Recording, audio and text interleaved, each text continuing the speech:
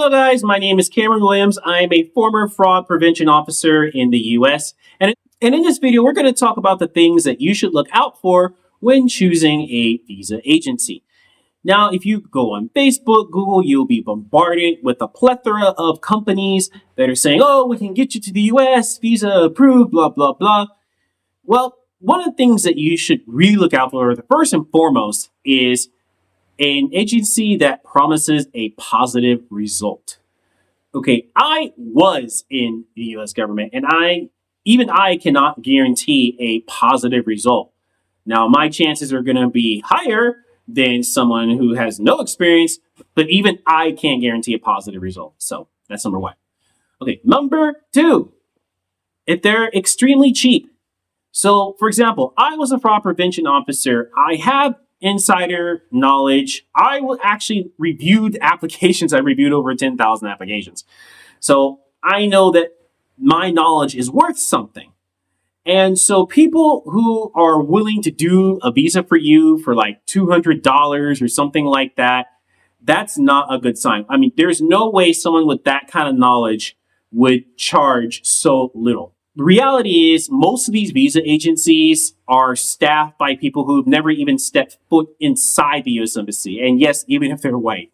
Number three, they don't know basic things about a US visa. So for example, I remember I had a client, they talked to an agency and they didn't know the difference between an I-130 and an I-129F form. And they didn't know that, for example, for the CR1 visa, that each dependent needs their own petition because they'd actually never really even done it. They're just a salesperson. So make sure you just watch out for little mistakes. Oh, another insider tip. If they don't know the difference between a co-sponsor and a joint sponsor, run away. Number four, it's not really like a red flag. It's a yellow flag. And that is free consultation. Immigration lawyers, good ones, don't give free consultation. Someone that has a plethora of insider knowledge does not give free consultations. So if you've got someone that's willing to spend an hour talking to you for free, well, that means that A, they're probably going to charge you a lot on the back end because they have to make up for that. And B, they probably are not as knowledgeable as they say. Five, and finally, and this is really important, someone that tells you that they have a contact inside the US Embassy.